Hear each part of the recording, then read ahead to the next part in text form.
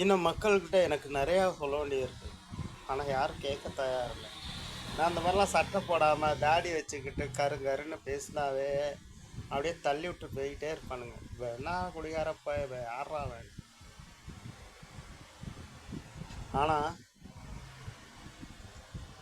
எனக்குன்னு ஒரு தமிழ்நாடுன்னு பார்த்தாவே நீங்கள் தமிழ்நாட்டுக்காரன் வந்து 10% தான் கிளாமராக இருப்பீங்க. 90% என்ன மாதிரி தான் இருப்பான் என் தமிழன். ஏன்னா பசி பட்னி வெயில் அங்கே அடிக்கிற காற்று அங்கே இருக்கிற அந்த ஹீட்டோட காற்று எல்லாமே அப்படி தான் இருப்பாங்க. ரைட்டா? அதனால நான் என்ன சொல்கிறேன்னா,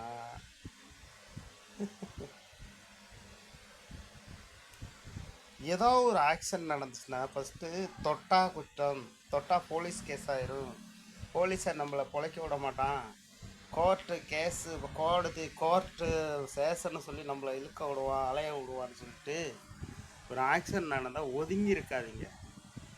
மெண்டலையா நீங்களாம்? ஒரு ஆக்சிடென்ட் நடந்தால் உடனே அவனுக்கு வந்து கிடைக்கிற வண்டியில் கூட்டிகிட்டு போய் ஆஸ்பத்திரியில் சேருங்க. அந்த கூட்டிகிட்டு போகிற வண்டிக்கும் காசு இருக்குது. யார் கூட்டிகிட்டு போகிறீங்களோ அவங்களுக்கு 500 பணம் அந்த ஆஸ்பத்திரிக்கு கொடுத்தாகணும். இந்திய சட்டம். ஃபஸ்ட்டு ரூல்ஸ் என்னன்னு யோசிங்க, ஃபஸ்ட்டு நோண்டுங்க. என்ன அதே மாதிரி இங்கே போயிட்டே இருக்கிறப்போ ஒரு குடும்பத்தை போட்டு 4 பேரை அடித்து வழிபறி பண்ணிகிட்டு இருப்பான். நமக்குறடா துன்பம், நமக்குறடா வம்புன்னு ஓடாதீங்க. நிறுத்தி அவங்கள அடித்து விரட்டி விட்டு காப்பாற்ற பாருங்க. அதே மாதிரி சம்மந்தம் இல்லாமல் எவனாவது திருடுறான் வர்றான்னா நமக்குறடா துன்பம்னு வேடிக்கை பார்க்காதீங்க. அதை தடுங்க. ரைட்டா? நமக்கு பிரச்சனை வந்துடுமேன்னு யாரும் ஒதுங்காதீங்க.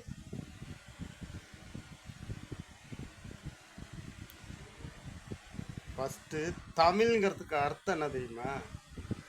அமுதைக்கும் பெயரென்று தமிழ், அந்த தமிழுக்கும் அமுதன்று பேர். ஃபஸ்ட்டு அமுதங்கிறது என்னன்னு தெரியுமாடா? லூசுங்களா? எங்கே பிரச்சனை நடந்தாலும் தடுக்கணும், எங்கே ஆக்சிடென்ட் நடந்தாலும் காப்பாற்றணும், எவன் பிரச்சனைக்கு வந்தாலும் பயப்படக்கூடாது, எதுக்கணும், எவன் கையை வாங்கினாலும் தடுக்கணும், எவன் அராஜகம் பண்ணாலும் அவன் மூஞ்சில் குத்தணும். அப்போ தான் நம்ம ஜெயிக்க முடியும். Be careful. நீங்கள் எதிர்த்தாதான் அவன் பயப்படுவான்.